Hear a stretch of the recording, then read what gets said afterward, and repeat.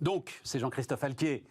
Alquier Communication, salut Jean-Christophe, qui est le professionnel de la communication de crise. On s'est rencontrés, Jean-Christophe, avec l'affaire Kerviel. Absolument. Ce qui ne nous rajeunit pas. Absolument. Ce qui ne nous rajeunit pas. Tu défendais la Société Générale. Tu défends toujours la Société Générale d'ailleurs? Non, je ne travaille plus pour. Bon, travaille plus pour la Société Générale. François Miquet-Marty, salut François, président de Via Voice. Et Mathieu Collas qui va venir nous rejoindre, je l'espère, régulièrement, Avec Mathieu. plaisir, Stéphane. Voilà, alors entrepreneur, président de StarZ Data, tu travailles dans la data, comme son nom l'indique, mais aussi dans l'intelligence artificielle. Et puis, tu as été associé chez Deloitte. Absolument. Oui, voilà, c'est ça. Donc, quand on a été associé chez Deloitte, on est capable de parler de tout. Hein. C'est un peu la noblesse. C'est un peu la définition. Avec des PowerPoint. Ce que nous n'aurons pas ici, mais on est capable de parler de tout. Quelques exigences en termes de compliance. Avec des PowerPoint. Et quelques exigences en termes de compliance. Que tu gardes d'ailleurs, Non, ça y est, t'es libre de... avec quoi on va démarrer? François, mais quand tu viens régulièrement, j'ai des questions pour toi. Et notamment, j'entends beaucoup parler d'un vote caché Zemmour. Que dit l'expert des sondages? C'est la question. C'est la question. Non, ça existe ou pas? Alors d'abord, c'est difficile, puisque c'est caché, c'est bien difficile. Par définition, ouais. On parlait d'un vote caché à l'origine pour Jean-Marie Le Pen en 2002. Voilà, bon, là les choses sont un petit peu différentes. C'est lié non pas au fait que l'on cache des choses, mais au fait aussi au mode de recueil de l'information. Oui, c'est ça. Les gens ne déclarent pas spontanément aux sondeurs qui veulent voter Éric Zemmour. Voilà. Alors, et ça me surprend beaucoup pour tout dire. Aujourd'hui, il n'y a pas, pour aller à la réponse, il n'y a pas de raison qui est le fait de cacher quelque chose à un ordinateur, puisque les réponses sont recueillies en ligne de manière ensuite anonymisée, etc. Donc l'idée de cacher quelque... En revanche, ce qui peut se produire, ce sont des gens qui hésitent, qui réfléchissent et qui, au dernier moment, on sait que notamment sur des votes extrémistes, on a des décisions de choix qui se font à la fin de la campagne électorale. Donc ça, c'est possible. Aujourd'hui, l'idée de cacher quoi que ce soit, lorsque l'ensemble des sujets... c'était vrai autrefois, si on peut dire, quand on avait des enquêtes en face à face, voire par téléphone, parce qu'il est difficile de dire à une personne en chair et en os, j'ai l'intention de voter pour Jean-Marie Le Pen. Bon, aujourd'hui, je crois que c'est beaucoup moins vrai.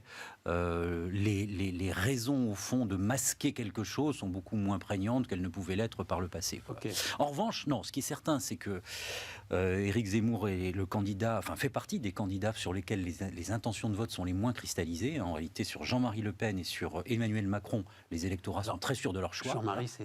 Sur Marine Le Pen. C'est le syndrome Taubira, on va dire. Voilà, tu vois, sur 2002, sur Jean-Marie Le Pen. Voilà, sur Marine Le Pen et sur Emmanuel Macron, les choses sont cristallisées. Sur Éric Zemmour, c'est beaucoup moins vrai. Donc ça peut beaucoup fluctuer. Voilà, c'est ça. C'est lui, en fait, ce dont tu parlais, là, l'extrémiste sur lequel peuvent se reporter un certain nombre de votes dans la toute dernière ligne droite. C'est lui qui tient ce rôle-là avec peut-être Mélenchon à gauche, enfin, quelque chose comme ça. Et puis, non, ce qui est très frappant sur Éric Zemmour, c'est qu'il parvient... Alors on dit parfois que c'est un candidat d'extrême droite.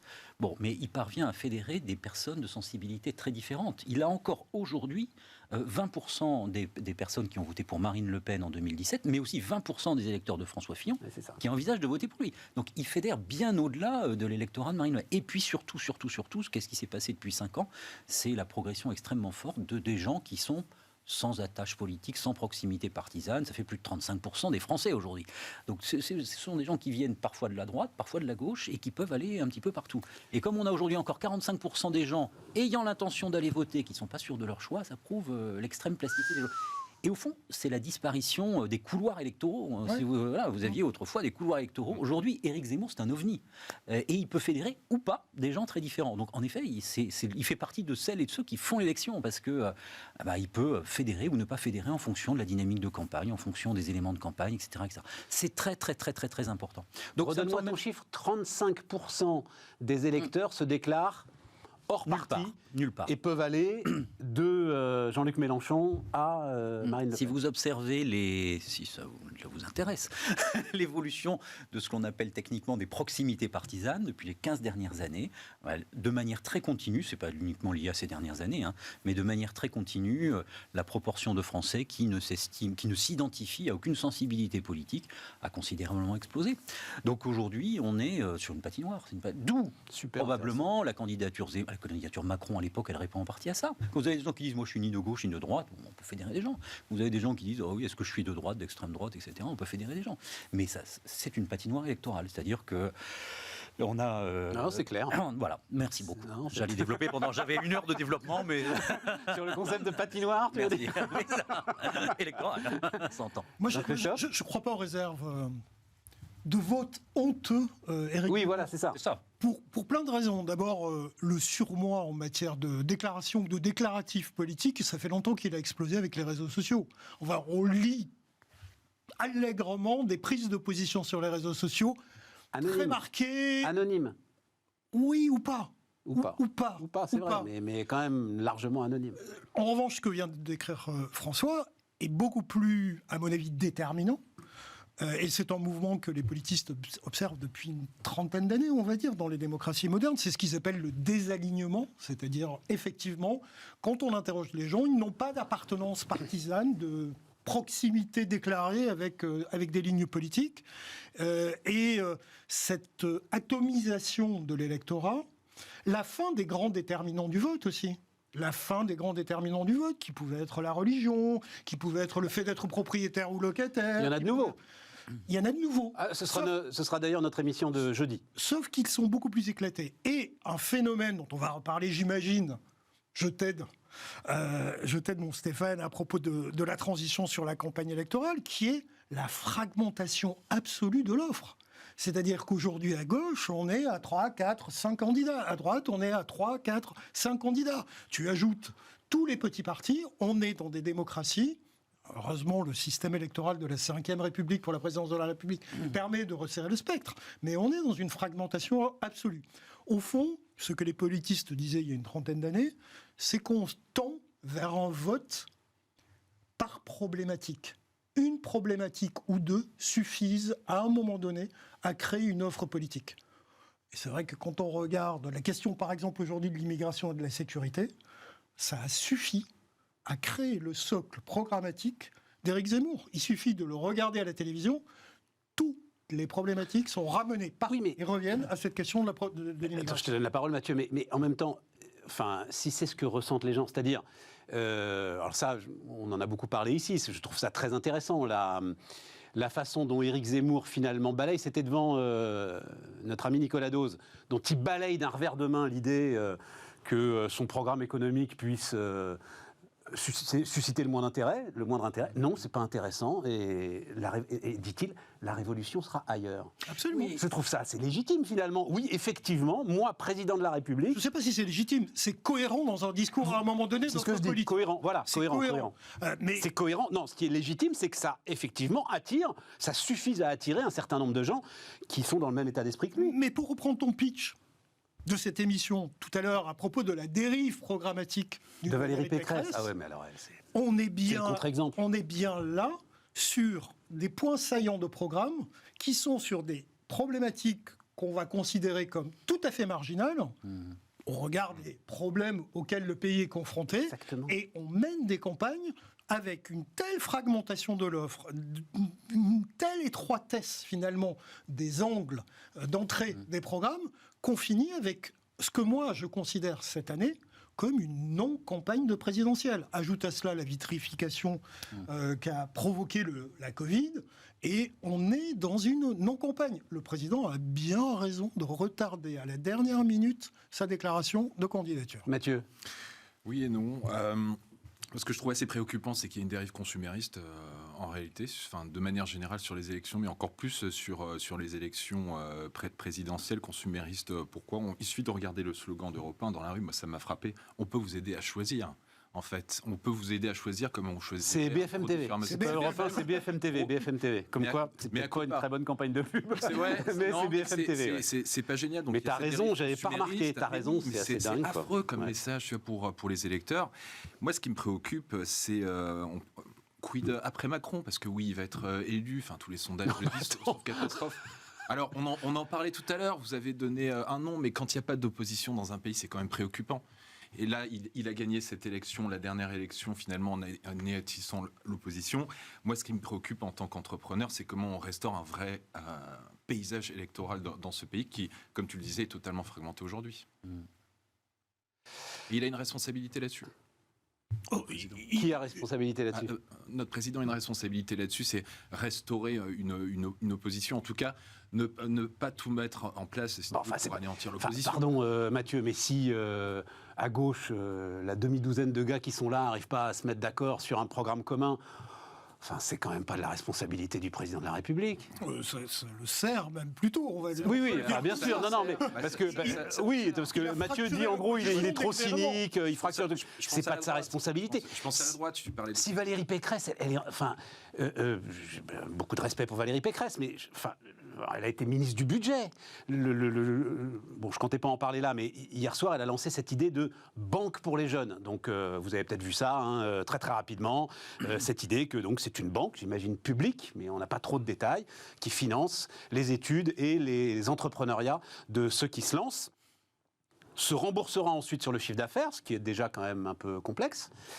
Nous-mêmes, Bismarck, on a levé de la dette. Enfin, se rembourser sur le chiffre d'affaires, c'est quand même pas évident. Et puis si ça marche pas, tant pis, l'État prendra sa paume. C'est ahurissant quand même. C'est la droite de gouvernement quand même, ça. Tu vois, c'est pas la responsabilité du président de la République.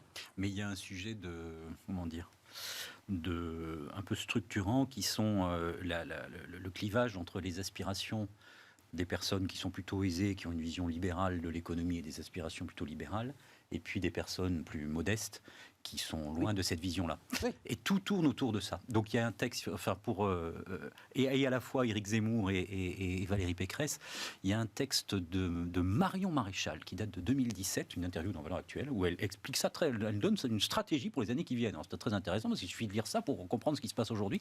Et elle dit ça explicitement. Le problème de la France, c'est qu'on a des catégories aisées qui aujourd'hui sont plutôt libérales et en groupe qui votent plutôt LR. Puis il y a des catégories modestes qui sont attachées à des valeurs de protection et en gros qui votent plutôt pour Marine Le Pen. Voilà. Donc elle dit qu'il faut absolument fédérer les deux. Et sa réponse dans son texte, c'est exactement ce que fait Éric Zemmour aujourd'hui. Sa réponse consiste à dire on peut avoir un discours économique libéral, ce que fait Éric Zemmour. De toute façon, pour les catégories plus modestes, ce sont les questions liées à l'immigration qui vont prévaloir et donc le discours libéral peut passer, c'est pas un problème. Voilà. Donc c'est ce que fait Éric Zemmour aujourd'hui exactement. Pour Valérie Pécresse, elle est confrontée à la même situation, c'est-à-dire qu'elle peut avoir un discours libéral. Dans l'une de ses dernières interventions, elle disait « Je suis une candidate libérale, 3 points de suspension, et sociale », ajoute-t-elle, mais si elle n'a qu'un discours économique libéral, elle ne fédère que 10, 13, 15% des gens. D'où l'idée d'élargir ça. Donc cette mesure... Non, mais je me permets, elle a dit qu'elle était libérale dirigiste. Hein. Elle l'a dit. Oui, mais c'est exactement la même idée. Libérale dirigiste. Mais parce que on peut l'imaginer, hein, si on essaie de se mettre à sa place 2 minutes, le discours économique libéral ne lui suffit pas à arriver à 20%. Donc elle ajoute des grandes références libérales qui s'évanouissent relativement rapidement, des mesures en effet, d'aide aux plus jeunes quand ils entrent dans la vie. Je sais pas si vous Parce qu'elle ne peut pas aller sur le terrain de l'immigration et sur le terrain de l'identité nationale qui est préempté par Alors elle va jusqu'à dire dans l'une de ses dernières interventions, ne vous inquiétez pas, on va augmenter de 50% le budget de la justice, de 50%. Bon, c'est une candidate libérale mais qui augmente quand même de 50% les dépenses publiques du budget de la justice. Elle va augmenter aussi la rémunération des enseignants en début de carrière. Mais ça se comprend. Alors on peut penser ce que l'on veut, chacun a son opinion, mais ça se comprend en termes de conquête électorale, parce qu'il y a cette minorité de gens plutôt aisés qui sont plutôt libéraux, puis il y a tous les autres à convaincre aussi. Sauf qu'elle va faire fuir, je lisais, j'en sais rien, je l'ai lu dans un très bon journal, qu'Éric Woerth était en train de préparer le passage chez Macron avec armes et bagages. C'est-à-dire tous ceux qui savent compter chez LR, tous ceux qui sont un petit peu... Et c'est quand même un socle, quoi, tu vois. La défense des finances publiques chez LR, les gars, ils vont dire, mais...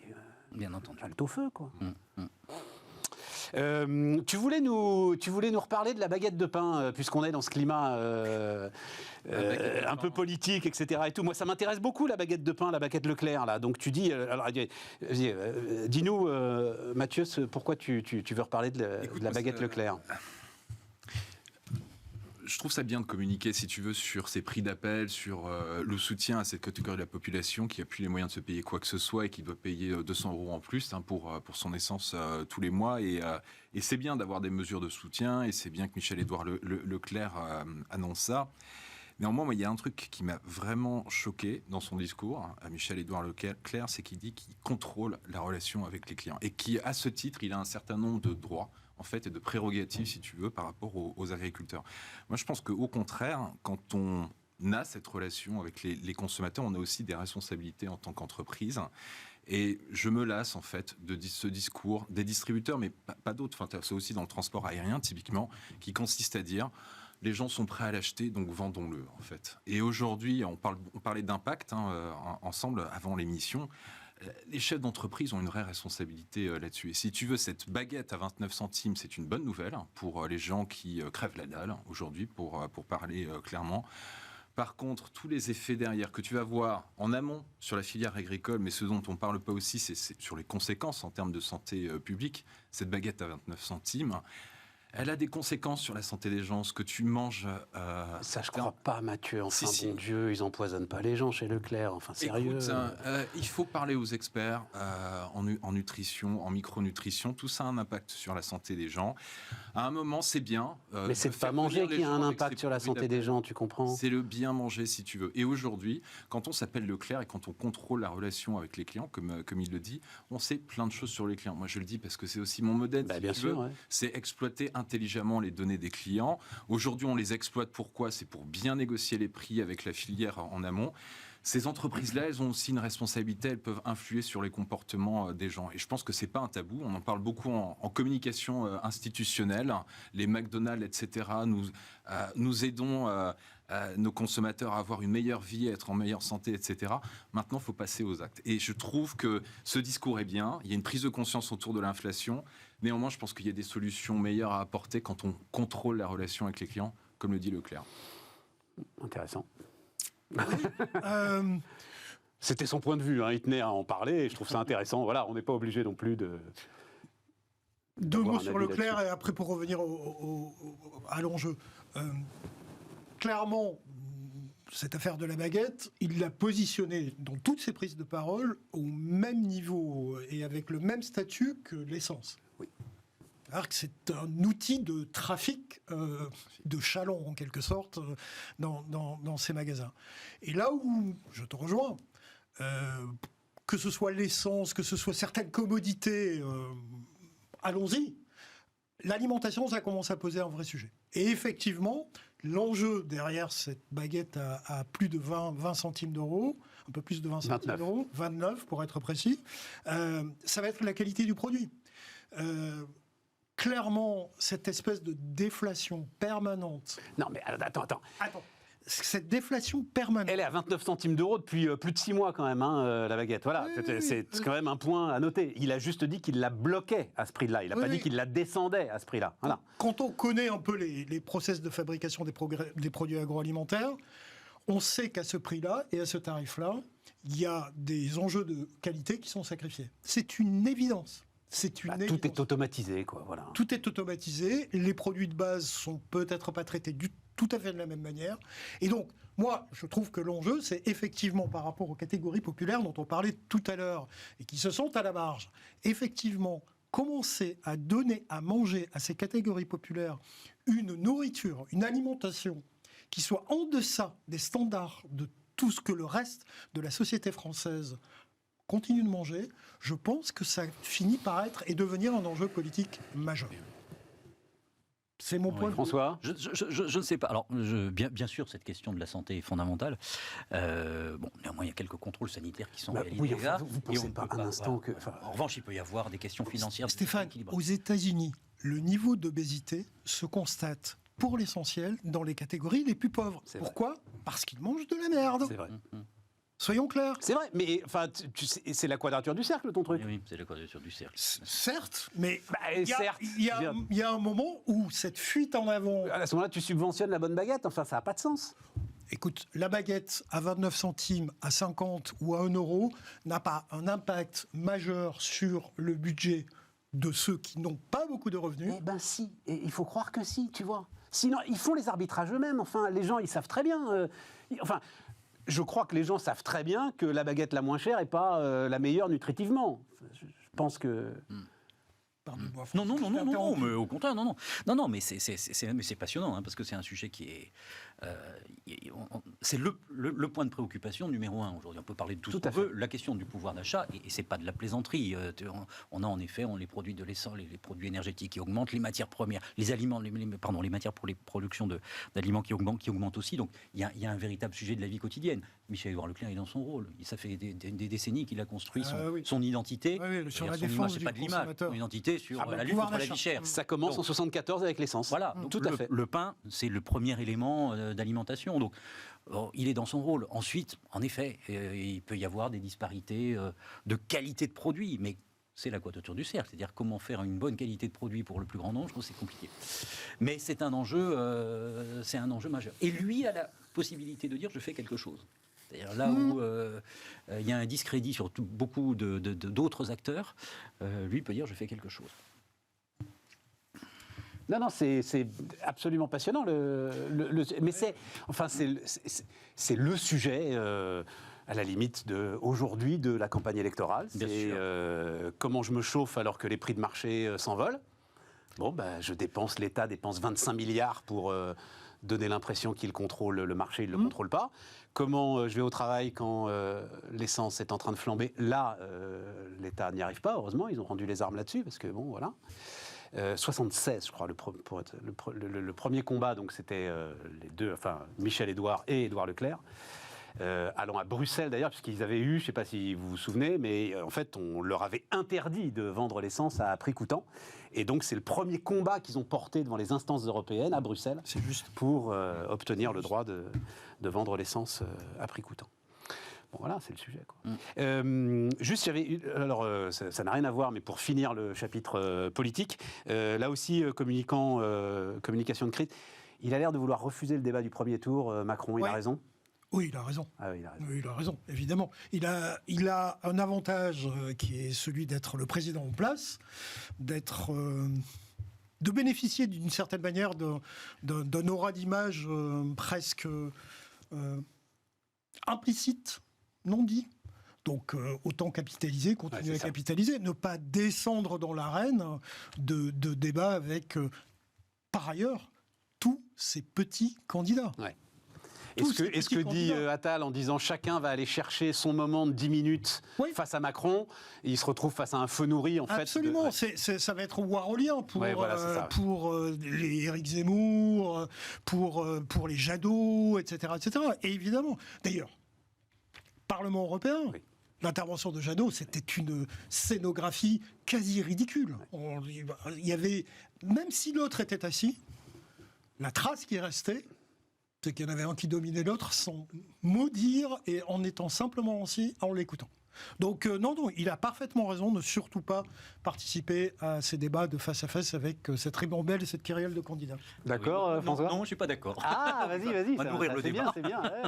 Non, parce que, pour plein de raisons. D'abord parce qu'on a un pays qui est, pour une partie des électeurs, qui est un peu à vif sur ces questions démocratiques et de plus en plus. L'idée d'un pouvoir qui n'a pas à se justifier, qui ne répond pas, qui n'écoute pas, etc. Ensuite, justement, si les autres sont des petits candidats qui ne sont pas à la hauteur, qui ne sont pas des menaces, il peut y aller. De quoi, s'il est confronté à des gens qui ne sont pas très solides, il peut y aller. Et puis surtout, moi, le dernier argument, c'est cette idée étrange de la continuité du pouvoir, comme si on balayait. Je pense qu'une élection, il faut montrer qu'on a envie, et puis il faut mettre un genou à terre. Les baladures qui considéraient qu'il pouvait être élu. Il n'y a rien de plus énervant pour un électeur de dire ne t'inquiète pas, moi je suis président de la République, je serai président de la République encore après les élections. Pour la petite anecdote, on est entre nous, mais il y a quand même des gens qui écoutent, je crois. J'ai vu quelques macronistes qui disent après les élections, on va faire. Mais c'est terrible, après les élections, on va faire. Il y a une élection quand même, voilà. Et donc donner le sentiment. Mathieu nous projetait déjà sur la présidentielle 2027. Donner le sentiment que les amis, on est en 2022, mais en 2023, on va poursuivre la réforme des retraites. C'est forcément. Il y a quand même une petite élection entre les deux, mais si vous êtes électeur, mais rien n'est plus énervant que ça. Ah, donc le monsieur. Mais parce qu'il va s'en prendre plein la poire pendant une heure et demie, quoi. Mais il s'en prend plein la poire. Enfin, il veut être président de la République ou pas ? Il veut s'en prendre. Mais il l'est. Oui, à nouveau, je veux dire. Il va s'en prendre plein la poire. Mais s'il a du talent, il va répondre. C'est pas une question de talent. Quand tu t'en prends plein la poire face à des gars qui, c'est ça le sujet. Tu sais, moi je le vois en matière. En fait, je le vois, c'est qu'ils ne parlent pas la même langue que toi. C'est-à-dire que tu vas te retrouver face à un délire démagogique auquel tu ne peux pas répondre. Tu vois ? Ah oui. La discussion policée qu'on vient d'avoir là sur la baguette Leclerc, elle peut prendre un tour, mais hystérique. Tout à fait. Et tu n'as pas de réponse. Toi, Emmanuel Macron, tu ne contrôles pas le prix mondial du blé. Moi, je crois que pour dire les choses autrement, rien n'est pire que la situation actuelle où il maintient ses fonctions de président de la République jusqu'au bout et donne le sentiment que l'élection n'a plus qu'à avaliser. S'il est candidat, il est candidat. Il est candidat comme les autres. Et s'il est candidat, il va faire les débats. François, pardonne-moi. Oh, pardon, c'est je nouveau le Non, débat. mais bien sûr. Mais pardonne-moi, les sondages te donnent totalement tort. Sa courbe est d'une pas du tout, stabilité pas du tout. et d'une intégrité. Mais au contraire, c'est ça qui est trompeur. Vas-y. C'est là-dessus qu'on perd. Alors explique-moi. Vas-y. Balladur, 95, Ouais, à chaque fois qu'on a des sondages stables à un haut niveau, les gens se disent on a intérêt à maintenir. Mais vous avez intérêt, oui, mais enfin. Juppé. Juppé 2016. Pour parler trivialement, je ne sais pas si on peut parler trivialement sur Bismarck. Une élection, c'est aller draguer les gens. Il faut aller faire du terrain. On a des candidats aujourd'hui, Emmanuel Macron. Non, mais Mitterrand l'a pas fait, Chirac l'a pas fait. Hein. Absolument. Demande. Mitterrand, pas de débat de premier tour. Chirac, pas de débat de premier tour. Oui, mais je ne suis pas sûr que ça soit tout à fait la même époque, que ce soit toujours la même stature. Et ils n'ont pas la même stature. Ouais, Bon, c'est après, vrai. voilà, ce sont... J'ai d'ailleurs découvert ça aujourd'hui, donc je tiens à l'apporter à votre sagacité et à celle de ceux qui nous regardent. Je ne savais pas, j'ai lu ça ce matin dans l'Opinion. Le slogan Génération Mitterrand, puisque Mitterrand en 88, il y a quand même le cancer qui rôde, et donc il est un petit peu hésitant. Et en fait, il demande à ses publicitaires de faire un slogan réversible.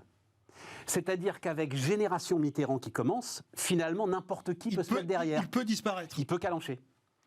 Et il peut y avoir un candidat se revendiquant de la Génération Mitterrand. Il y a des gars qui sont forts, quand même. Il était très fort. Mathieu, t'as une idée sur... Je vais te dire, à titre personnel, oui, il a raison. Enfin, de refuser le débat du premier tour, ça c'est une évidence. Hein, pour se donner le maximum de chances pour le second tour, et il en a déjà beaucoup. Maintenant, on a changé d'époque depuis Chirac, Mitterrand et consorts. On est dans un monde où l'information circule, etc., où il y a énormément de choses. Moi, ce qui me choque, c'est qu'il y a eu cette tentative d'apporter, en fait, une dose de démocratie dans le débat au travers, vous savez, des doléances qu'ils avaient organisées, etc., pour gérer les gilets jaunes, etc. Moi, je trouve que cette posture qui est de refuser le débat du premier tour, elle aura des effets après l'élection. Ça va alimenter cette posture jupitérienne. Et on n'est pas à l'abri d'un nouveau mouvement gilets jaunes beaucoup plus violent à l'issue de l'élection présidentielle. Donc pour l'élection, bon, ça ne va pas lui porter préjudice, mais attention aux effets collatéraux. Tu vois, on est 2-2 là. Ouais. J'étais un peu d'accord avec toi, mais on est je dois avouer qu'ils me font un peu vaciller les deux là. Non, je suis d'accord. On marque une pause et on parle de business.